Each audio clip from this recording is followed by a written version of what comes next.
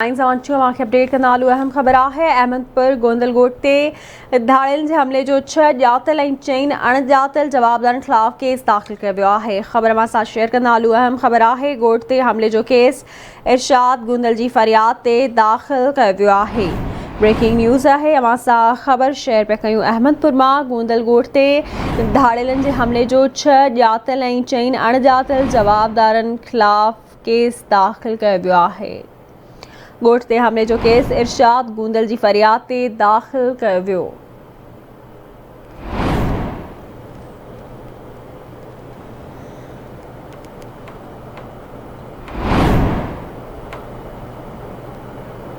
तफ़सील मालूम हुंदासीं अहमदपुर मां मासूम संदेलो खां। जी मासूम, अपडेट कजो कहिड़ा तफ़सील आहिनि?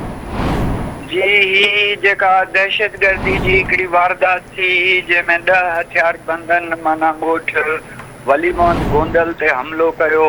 6 तारीख़ ते इहो केस दाख़िल थियो आहे अमनपुर थाणे ते 10 जवाबदारनि मथां, जंहिंमें 6 मालूम ऐं 4 नामालूम जवाबदार आहिनि।